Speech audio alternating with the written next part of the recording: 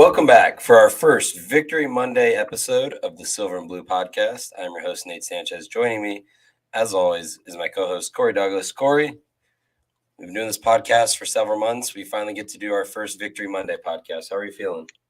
Yeah, I'm feeling definitely pretty good. 1-1 is obviously better than 0-2, especially when you talk in terms of how the Cowboys pulled out this victory, which of course we're going to get into a lot of right now. But yeah, definitely feeling good. Yeah, it was this win was not something I necessarily saw coming at all. I personally thought this was one where maybe they might keep it close. Maybe they might. Maybe they cover the spread, or there's a lot of different ways you could have looked at this game, but I did not see a win in their future. I thought they were facing a Bengals team that was going to be coming in desperate, in need of a win following a bad Week 1 loss against the Steelers at home. So it wasn't set up well for them. But let's just, before we get into specifics on offense and defense, both sides of the ball, let's talk about how important that win is from a long-term perspective. We discussed before, in order for this season to somehow be salvaged with how bad things looked in Week 1 against Tampa Bay, Cooper Rush, let's say Dak misses 5 or 6 games. Cooper Rush needed to scratch out 2, maybe 3 wins for you to keep you around 500, and then hopefully when Dak comes back, he gives you a chance. And, with the extra playoff spot and the wild card now, there's a chance if you could scratch out a 9-8, then you'd make the playoffs. But winning this game, when you're looking at the games Dak was probably going to miss, I think almost anybody penciled this one down as a certain loss. And now you're 1-1 heading into 2 winnable games. They may be favored against Washington. I'm at home, I'm assuming, and I believe they're like field goal underdogs next Monday for like the early lines against the Giants on next Monday night. So I think this win just changes so much from an outlook of, are they going to be able to scratch out enough wins with Cooper Rush? Because this one feels like they just stole a win.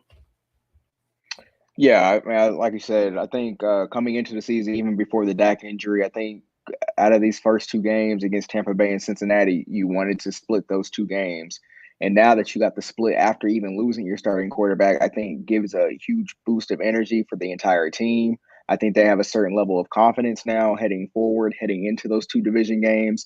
I think they know the importance of the division games coming up where they can really kind of, 3-1 is not unrealistic at this point when you talk about another Giants at 2-0, but how good are the Giants going to be over the long term of the season?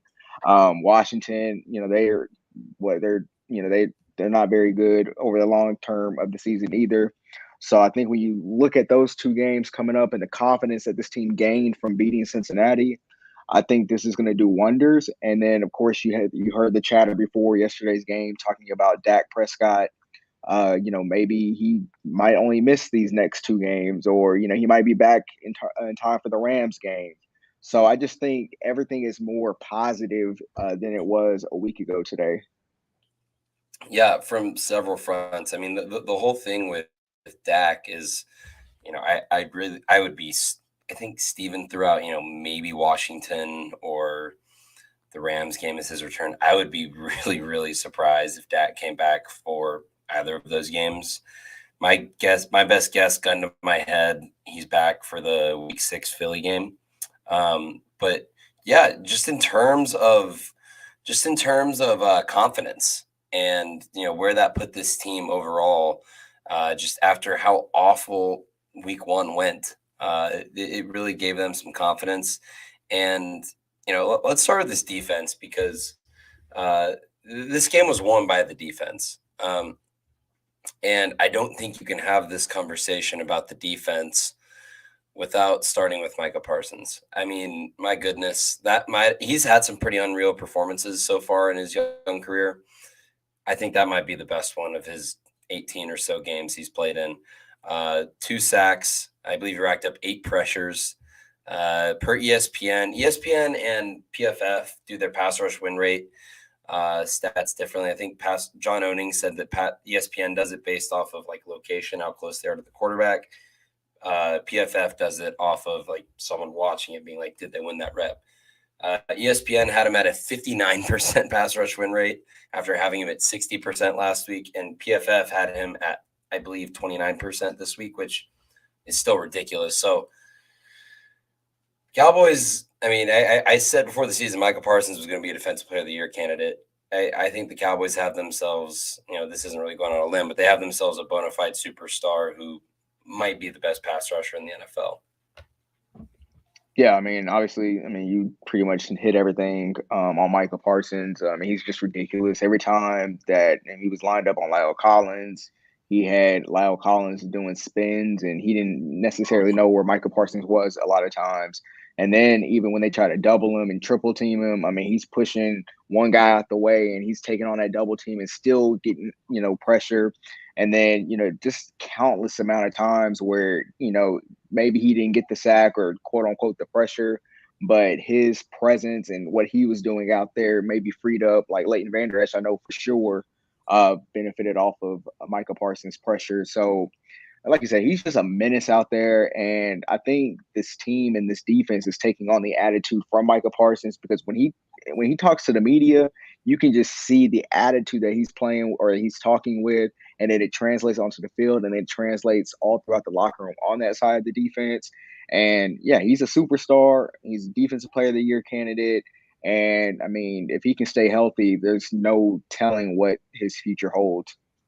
Yeah, that's the thing. Like, my thing was after last year, it was like, okay, so he was that incredible last year after this was his first time playing edge and pass rushing since high school. Like, he's just scratching the surface of how good he can be, and he's already better than he was last year. I mean, it's ridiculous. And the leadership that he's shown, you're right. Like in my Victory Monday column I did, which I don't know if it's been posted yet. I finished it earlier today and sent it in. But Juan, our dear editor, if you're listening, that article's waiting for you. But I liked what Parsons said this week when they asked him about why he didn't go on undisputed. I think they asked him on Monday, and he was like, look, my quarterback's hurt, and we lost. I don't need to be going in and doing that. I need to be in the locker room leading these guys. And so he seems to have taken that mantle of leadership. And leadership's awesome and a necessary part of it, but on the field, I mean, he's a complete game wrecker, and I think he's reaching that transcendent generational type pass rusher tier where he's in that, like, I think he's already in that Myles Garrett, Aaron Donald, TJ Watt type, just elite transcendent edge rusher tier. And frankly, he might be already better than all those guys. Yeah, absolutely. I mean, what he's doing, like you said, I mean, it's just you can't stop him. He's an unstoppable force right now. And I mean, we can go on and on about Michael Parsons, but I want to get into some of these unsung Yeah. heroes on this defense as well that played well. Starting with a guy like Donovan Wilson. I thought some of the open field tackles that he was making yesterday were really huge. He was made one on Jamar Chase. He made a couple on Joe Mixon.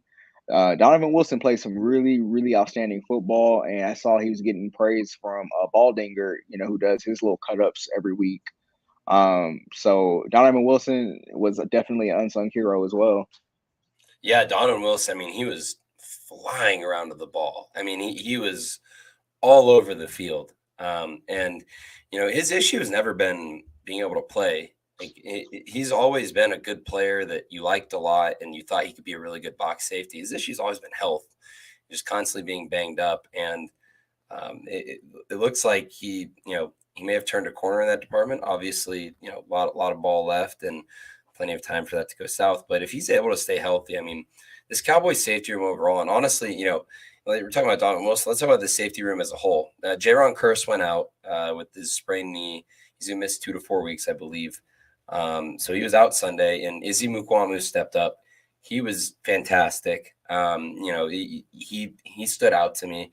And Malik Hooker has been very good. He was very good last week, and I just think the further Hooker's gotten away from his Achilles injury, it's just he seems to be having more and more juice. But I really like this safety room, man, because even with Curse out, Mukwamu stepped up. They have Marquise Bell, who I believe was inactive on Sunday, but I mean, he's even more safety depth. They've got some guys in that safety room, and that's definitely going a long way to this defense being a lot better. I really liked it. You know, Donovan Wilson was awesome. He was flying around. Mukwamu was good, but I've really enjoyed watching Malik Hooker these first 2 weeks.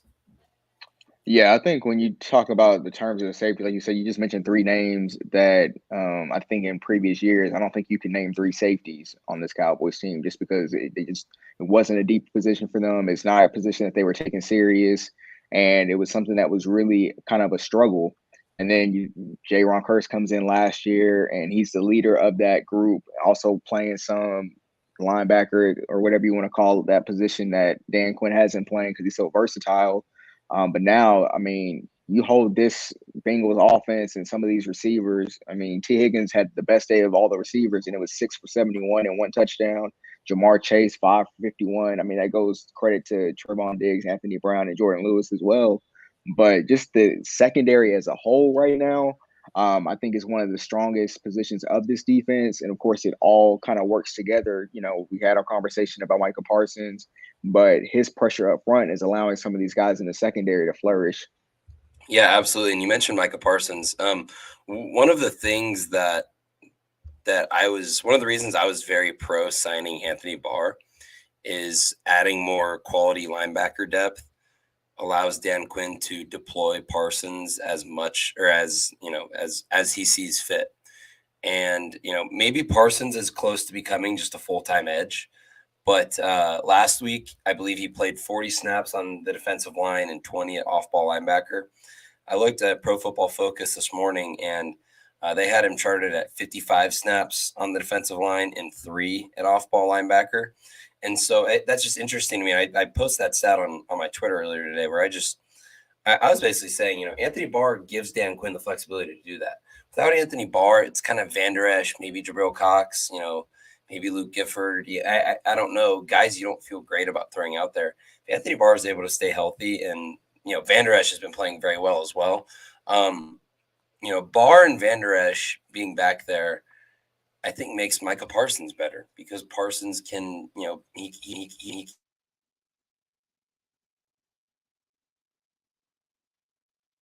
Oh, my mic got unplugged there. Sorry. What was I saying? Oh, and just with how Parsons generates pressure, that makes the secondary better. Just like you were saying. I mean, coverage is one thing that can create turnovers, but the one thing that can consistently create takeaways and cause issues for the offense that's not fluky is pressure.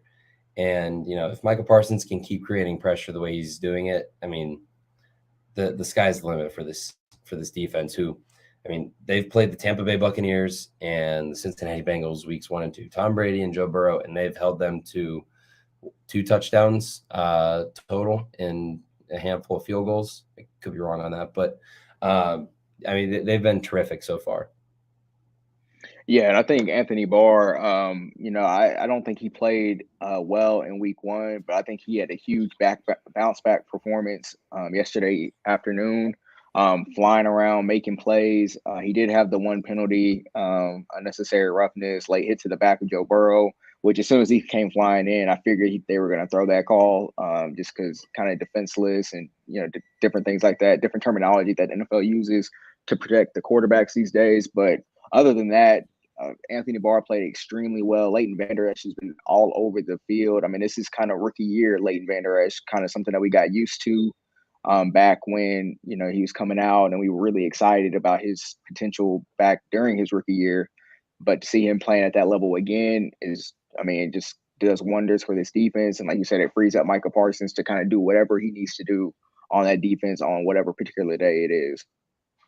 Yeah, like Micah Parsons is the type of guy he's gonna be a force multiplier where he's making everybody else on this defense better.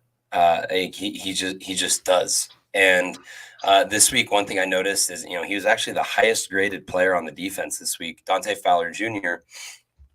We saw a lot more of him this week. I believe he only got 10 snaps last week. He got 21 this week.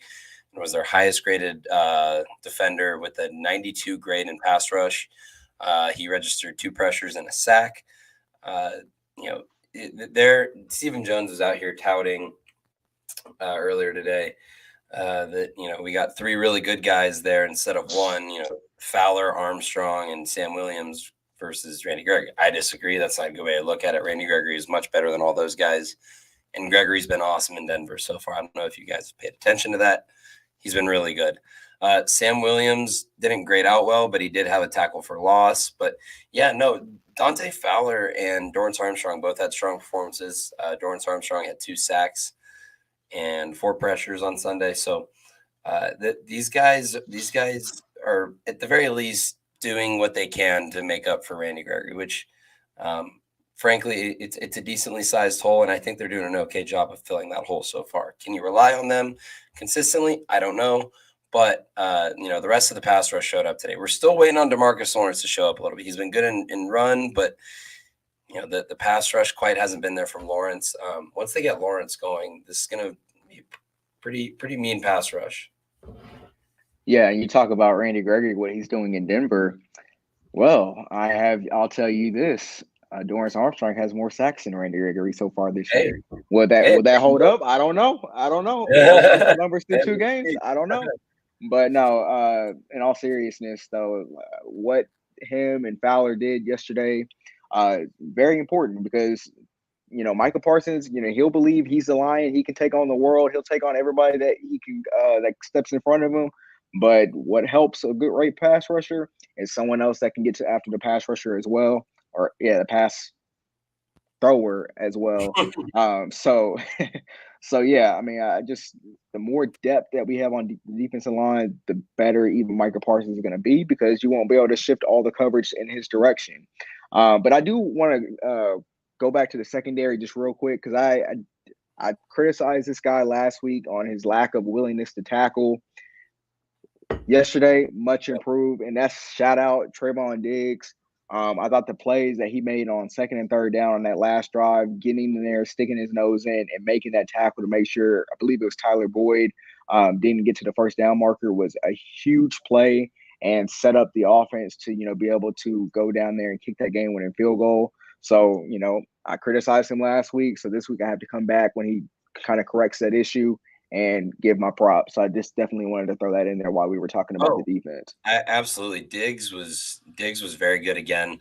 After Jamar Chase kind of threw some shade at him to the media, he kind of clamped up Jamar Chase when he was on him. Jamar Chase had that pretty awesome 4th and 7 catch over Diggs, but I mean, there wasn't a lot Diggs could do. That was just a ridiculous catch. But I talked about that specific moment in my article today, where as Jamar Chase or as Tyler Boyd's catching the ball, if you pause it as he's catching the ball after Diggs, there is nothing but green grass in front of him. I'm not saying he would have taken it all the way to the house, but I mean that would have been a sizable gain, and it would have set up Cincinnati within a very doable amount of yards before they get into Evan McPherson's field goal range.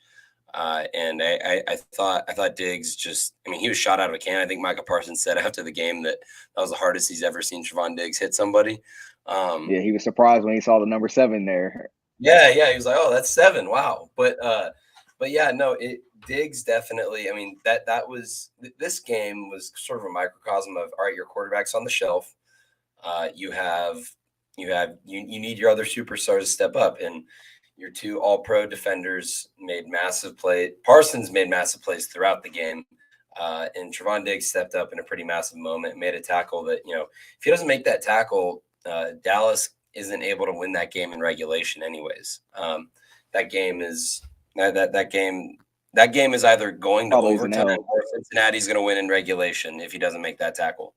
And that set up the Dallas offense, and it was just a very, very good moment for Diggs, who's had some tackling issues. Maybe he's turning around. I don't know, but in that one play, that was a really big moment where he stepped up, and this whole defense stepped up big time. I mean, they made Joe Burrow and Cincinnati's lives hell. I mean, they especially that defensive front, and the Bengals offensive linemen and Burrow and Zach Taylor have been incredibly complimentary of the Dallas defensive front after this game, as they should, because that Dallas defensive front kind of manhandled them. But so, I feel like usually people start with the offense, but this week I think we had to start with the defense just with how they played. Did you have any other thoughts about the defense? No, I was just going to bring up those Joe Burrow quotes saying that, Dallas probably has a top 2 or 3 pass rush in the league. And then Zach Taylor was talking about Micah Parsons, just saying that, he's one of those pass rushers in the league that's elite. And, he's tough to block, is basically what Zach Taylor said. So that was the last thing I had on the defense. So now we can go ahead and go to the offense. Yeah, Parsons is he's reaching that unblockable tier, I guess, if that's one way of putting it. But yeah, enough on how great the defense was. Let's talk about the offense. A little bit of a mixed bag, but overall, hard to complain too much about the offense. Let's start with Cooper Rush. One thing I really liked was how aggressive Dallas was early on. And I don't have the numbers in front of me, but, Cincinnati was playing a lot of man early on, and Cooper Rush kind of diced that up a little bit. They played a lot more zone in the second half. That's kind of where you saw Dallas's offense kind of start to crack and falter. And things got a little tough for them. It was tough sledding in parts of the second half, but overall, I think Cooper Rush did his job, and he did what you want a backup quarterback to come in and do. He managed the game. He didn't make the big mistakes. He did his job, and he got you a win. He wasn't outstanding. It wasn't some unbelievable performance from Rush, but I mean, he did what you want a backup quarterback to do. Now, granted, I do think he had a little bit of interception luck in terms of he had some balls that probably should have been picked off that weren't picked off, and that would have really, really changed the game. But overall, I thought Cooper Rush came in and he did what he was supposed to do, and he gave them a chance to win. Yeah, absolutely. He played efficient football, 19 of 31, 235 yards, 1 touchdown. But I think the way he was directing the offense, I guess probably the majority of that was scripted plays that probably, I guess, Kellen Moore and I guess Mike McCarthy, if he got more involved this week, kind of scripted up. And, they had a really good game plan coming into it. And then the offense kind of went stagnant there in the middle. But then once the offense got the ball back, after the Trayvon Diggs tackle, Cooper Rush was able to make some plays and make some throws to lead his team into field goal range to kick that game-winning field goal. So, yeah, interception luck, he definitely has some of that. But, you can't ask for more than, he did, with those 235 efficient yards, no interceptions on the stat sheet. So, that's definitely positive. And then he was able to get the ball into some of his playmakers. CeeDee Lamb, I thought, had a great bounce back game. Noah Brown had the best game of his career, got in the end zone for the first time in his career. So all in all, I'm completely satisfied. And if he can bottle that performance up and send out there a couple more times while Dak recovers, I will take that every single day. Yeah, he did his job, and he made the throws he was supposed to. One thing I really liked that they did early on was I think they provided him some confidence early on, and on the very first possession of the game, they had 4th and 2 from their own 43, and I was stunned they were going for it. And normally I'm all for I'm a big go for it guy on 4th and short, just because the analytics back it up, and it's usually the right thing to do. But I thought Mike McCarthy and Kellen Moore showed a lot of confidence in their quarterback by going for it on 4th and 2 from their own 40, and they convert it, and then they go down and they get 7 points. And man, that throw Cooper Rush made was ridiculous. It was, and Romo, I remember, was gushing over it on the podcast. He's gushing over Cooper the whole game. Yeah, and Romo was like, "This is an absolute dime from Rush," where he placed it perfectly over the top of, I believe, a linebacker, and I think it was either Noah Brown or CeeDee Lamb. I always mix them up before I see the 5 or the 8 on their jersey because Noah Brown and CeeDee look so much alike. Right. But yeah, that play probably gave Cooper Rush so much confidence. And if you go back and look at the play, he thanked McCarthy after the game about it. Yeah. Oh, yeah, absolutely. And it that stuff matters for a quarterback. And if you go and look at the play, it was kind of ballsy because he had Dalton Schultz pretty open on a check down. And he let it fly right over the top. And it was a really good throw. Things got stagnant throughout, and I thought Dallas got a little conservative in the second half when things kind of stalled out a little bit. I thought they were little bit too much Zeke. Maybe less Zeke during the game. I thought Zeke got some touches over that should have gone to Pollard. Zeke's more of a between the tackles guy now at this point. And those outside pitches and outside runs to Zeke, just you need a guy with more juice for those runs. And that one pitch from the pitch to Zeke on the second to last drive of the game, like literally killed that drive. Like Rush converted a third down. They're about midfield, and then they run the pitch to Zeke. And I'm not saying it was Zeke's fault necessarily. It wasn't a well blocked play. You're talking at all, about the one where he was basically tossed into the defender's lap, pretty much. Yeah, it was a pitch to the right, and I think Zach Martin might have gotten beat on it, but that's just, again, it wasn't a well blocked play at all. I'm not putting it on Zeke, but I'm just saying those outside runs, you want a guy with the guy that has more juice, and Pollard clearly has more juice than Zeke.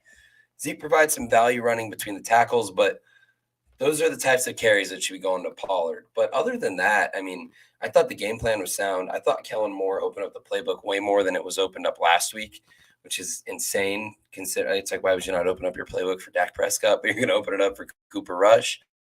They were just a lot more creative, a lot less of the basic hitches. When I saw that tweet. Yeah, you did. I saw that too. I saw that tweet too.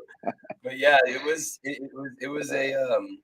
a good game plan, and I hope they stick to that game plan with Rush and when Dak gets back, because it was a lot more effective than it was against Tampa Bay and a lot less predictable, especially early on. Yeah, I think. I just think Cooper Rush. I mean, I think all the talk last week. I think we found out that they just weren't blowing smoke. I mean, all week you heard about, oh, we have confidence. Oh, Cooper Rush is ready to roll. This, that, and the other. And like you said, they come out on 4th and 2. No worries, we're going for it. We're going to instill that confidence in the group, and I think that kind of gave the team momentum to kind of go forward to score that touchdown on that opening drive, and then just every big play that was needed to be made. I mean, Noah Brown, CeeDee Lamb were making the play, and then you had the little toss, pass, whatever that play was to Tony Pollard. I think it officially went down as a passing play. Yeah, it went as a pass. Yeah, so just those type of little plays that, can be misconstrued as a run or a pass, just getting the ball out of his hands. And I feel like Cooper Rush is making quick, efficient decisions. He knew where he wanted to go with the football, and he was not afraid to let it rip with anticipation and all that good stuff that, quarterbacks pride themselves on. But then the Zeke Pollard thing, yeah, I know there was a couple times during the game where I was yelling at my TV, like, why are we running toss plays with Zeke? I mean, that's not his game. You want him between the tackles. But other than that, the Cowboys aren't going to go away from Zeke. So it's kind of like a thing that we just have to kind of, I guess, deal with, unfortunately, I guess, in some ways. His final line for Zeke was 15 carries, 53 yards, 3.5 per touch. His longest run was 11. Tony Pollard, 9 carries, 43 yards, average of almost 5 yards a carry. And, of course, the one rushing touchdown after he got them down inside the one on that one toss, that one swing pass or whatever you want to call it. So all in all, I felt like it was a solid performance from Pollard, obviously. He had the biggest play of the game as far as like lengthwise. But yeah, it's just something, the Zeke Pollard thing is just something that's not going to go away. And I'm sure we'll be here talking about that next week as well. About this distribution between snaps between those two. But, Zeke is there, money plays is what they say around here. So that's kind of what it is. Yeah. It's going to be something that's probably going to drive me insane throughout the season. I think that in part kind of caused the offense to stall at times in the second half. But, we can talk about Noah Brown and CeeDee Lamb after this, because I needed to talk about the offensive line. The offensive line was terrific yesterday.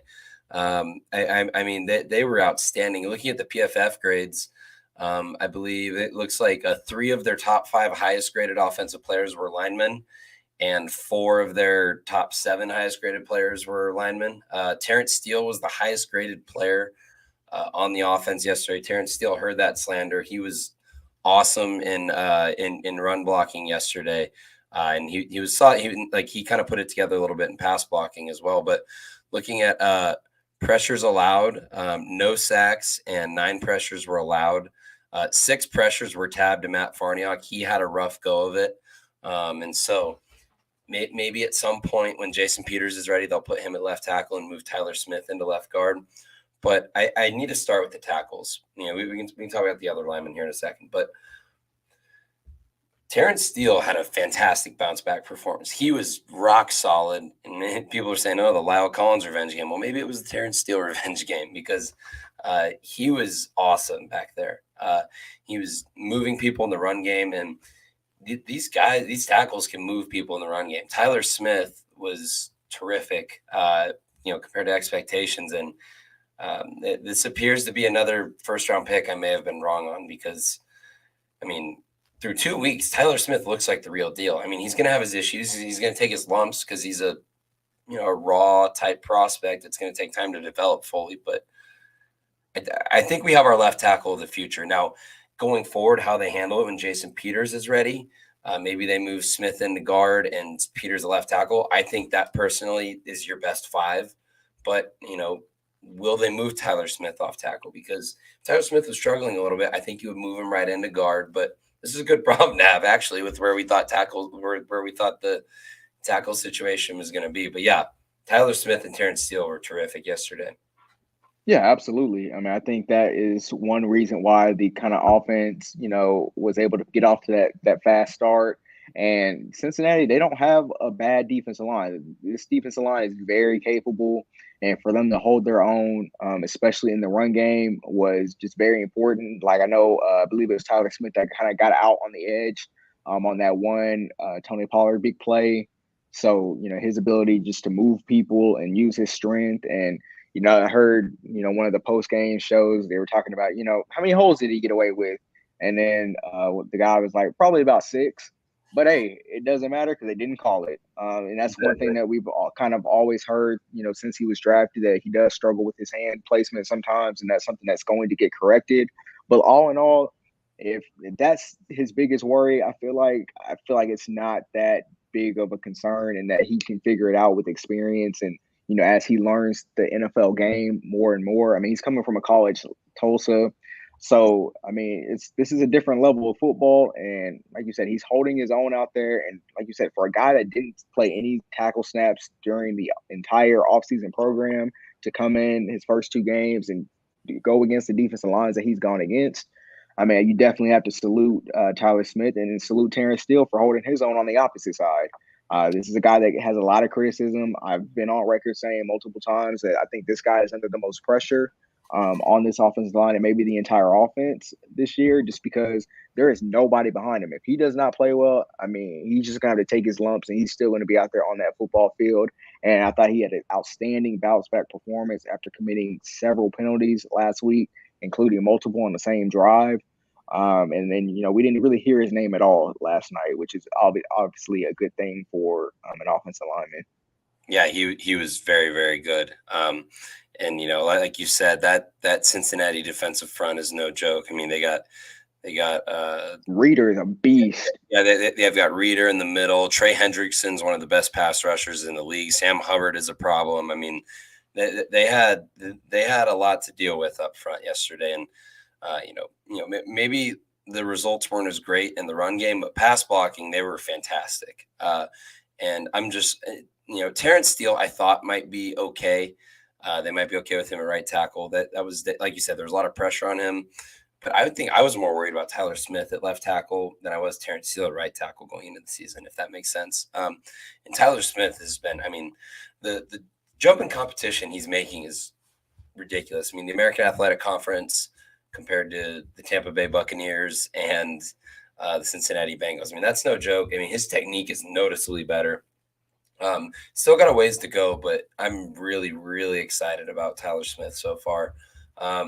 Again, Farniok struggled at left guard. Hopefully Connor McGovern is going to be back soon. I never thought those words would come out of my mouth, but I hope Connor McGovern, that they need Connor McGovern up front. Again, never really thought I would say that, but here we are. But yeah, if Farniok continues to struggle and, they don't know if Peters, I think, is going to start practicing this week, that'll be really interesting to see how they handle that if they move Tyler Smith into guard. And that's something that's been intimated that might be in the cards because I think that's probably their best 5. But they might have a pretty decent offensive line, brewing right now because Tyler Smith and Terrence Steele were a lot better yesterday, and Tyler Biotish is very under the radar right now. Biotish has been really good at center for them. This back-to-back really good weeks for him.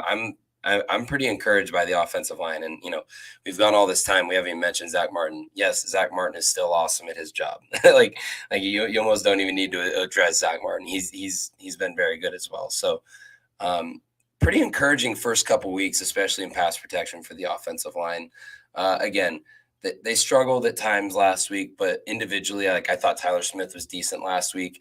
This week, they were all on their stuff with pass protection, aside from Matt Farniok. Yeah, I mean, that pretty much covers the offensive line for sure.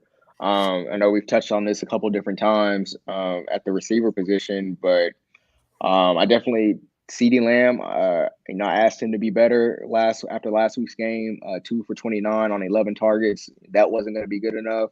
He bounced back with 7 for 75, and he made some huge catches on multiple drives where it helped the Cowboys move the ball down the field. And I thought he came out with a different aggression. I felt like his body language was a lot better, Yep. and maybe that was just the fact that he was just playing better. And then, he even got banged up on, I believe it was his ankle somewhat early in the game. And I saw his quote after the game where it was just like, yo, I wasn't coming off the field. They were going to have to drag me off the field. And I think that is just a huge encouraging step for CeeDee Lamb to take after having one of his worst games, I would say, as a professional last week. And then, I mean, salute to Noah Brown. Yeah. He catches a lot of criticism from Cowboys fans and saying kind of, why has he been on the team all these years? And just one thing I just keep hearing, I know Brian Broaddus for sure mentioned this multiple times, is that Noah Brown does everything. It's kind of like the hard worker thing that these coaches just love. He's always, in the gym type of thing. And he just does everything well. And, I think got rewarded yesterday with that type of performance, 5 catches, 91 yards and a touchdown. And it seemed like every time the Cowboys made a big play in the passing game, it was to, Noah Brown or CeeDee Lamb. Yeah, well, now that you mention it, you have that impression that it was either Brown or CeeDee Lamb and no one else, because those are the only 2 wide receivers that caught a pass yesterday. Tony Pollard caught 4 passes for 55. Schultz caught 2 passes for 18 yards. And got hurt and fumbled. And Dennis Houston was targeted 1 time with no catches. Lamb and Lamb and Noah Brown were the only 2 receivers that recorded a catch yesterday. I still have big concerns about the receiver depth because I don't think you can count on Noah Brown to do that every week. But Michael Gallup is supposedly probably going to return this week against the Giants. That's what the word on the street is. I still think they probably need to add a veteran receiver at some point. Maybe not like a big expensive guy, or maybe flip a pick in a trade, and once we get towards midseason, or pick up a Odell or whoever. I think they probably need James another. Washington. How about that? We'll take that. Maybe James Washington will be back soon. I don't know. I'm still pretty concerned about the receiver depth, just because and now with Dalton Schultz maybe missing a week or 2 with his PCL injury. I'm concerned about the wide receiver depth, but they really needed CeeDee Lamb and Noah Brown to step up yesterday, and they did.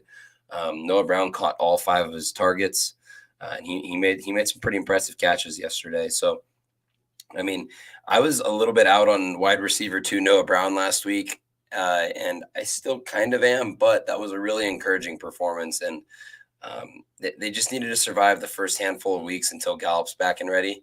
I think Gallup, even if he is back this week, he's probably going to be on some sort of pitch count, or where they're, he's going to be limited. And so it's going to be another couple weeks before we get like full go Michael Gallup. But him returning will absolutely help. And, it'll add some much needed depth to the wide receiver room, because I don't think you can count on CeeDee Lamb and Noah Brown to do this type of stuff maybe CeeDee Lamb, but not as much Noah Brown. Yeah, I think I agree with that. And I know they asked, I think it was CD Lamb on kind of what the return of Michael Gallup brings. And he's like, oh man, that's 100 yards and a touchdown just waiting to happen. So I don't think we're going to get that level of Michael Gallup right off the bat. If he plays against the Giants, like I said, I don't think it's going to be that. But just having him and throw him in that receiver room and in that rotation, I think will do wonders. And it gives, Cooper Rush and, eventually Dak Prescott when he comes back, another weapon to use out there. And something else to kind of take some of this pressure off some of these Yeah. guys. And if Dalton Schultz is out multiple weeks, I mean, it's a really, really young pass catching group, and I I don't know. I don't know. I mean, Dalton Schultz hasn't been great to start the season, but it's definitely unfortunate. If he has to miss any significant time, he's in a franchise year, he's doing the whole contract thing this offseason. So it's obviously unfortunate for him on a personal level, but definitely unfortunate as well on the field wise because this team is lacking weapons already. So to take one of your better players off the field is definitely a concern going forward. But however, I will say that having the Giants and Washington on the schedule coming up kind of eases that pain a little bit. Yeah, absolutely. And it does sound like from what we're hearing with Dalton Schultz is that he could maybe play Monday, and maybe having that extra day will help his chances of being able to play. But it does sound like this is like a maybe one game, absolute max 2 game thing for Dalton Schultz.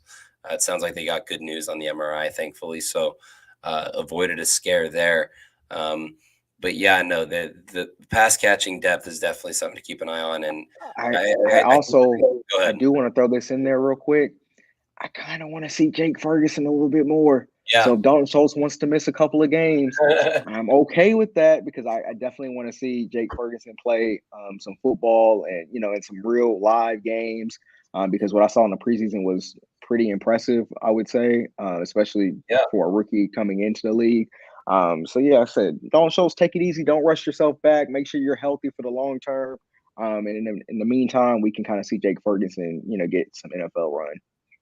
Yeah. So Dalton Schultz's status is definitely going to be something to keep an eye on throughout the week. And then that's kind of everything on the offense. But we would be remiss if we didn't shout out the specialists as well. Brian Anger pinning the Bengals inside, I think, like the 5 or 6 yard line um, on that last possession. Had helped flip the field and get Dallas the ball back in midfield. He deserves a shout out.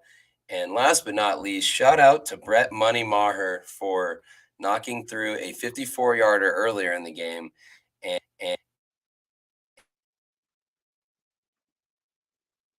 how long was the game winner? Was it 50, 50, 50? 50. Okay. He's been perfect so far. No issues with Brett Maher. Maybe he's changed his ways, but yeah, shout out to Brett Money Maher. I'm sure this has to feel good for him so far in his return to Dallas. And I believe Mike McCarthy gave him the game ball after the game too. Yep, yep, he did.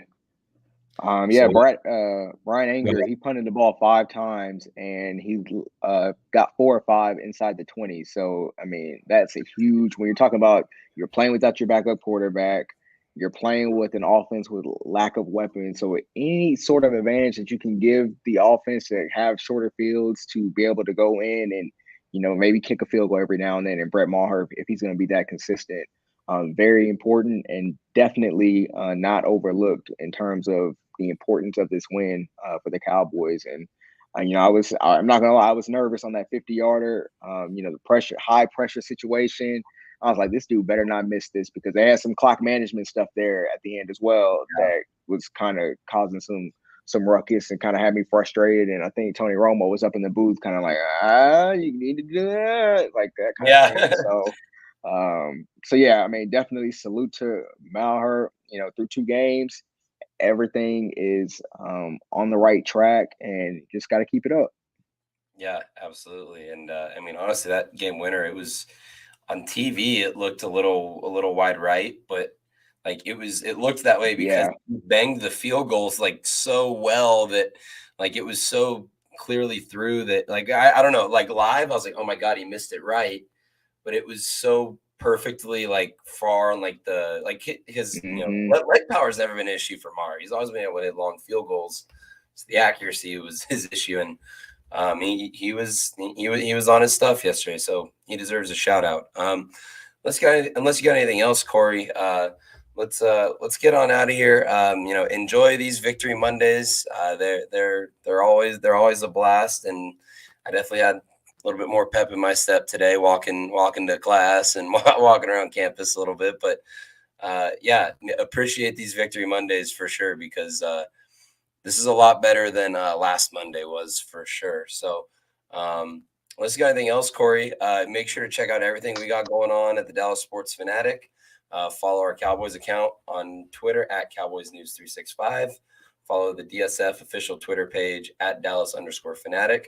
Follow us on Instagram at DAL Cowboys Fanatic. Check out Corey at the Mr. Douglas and myself at Nate_Sant77. We will talk to you next time on the Silver and Blue podcast.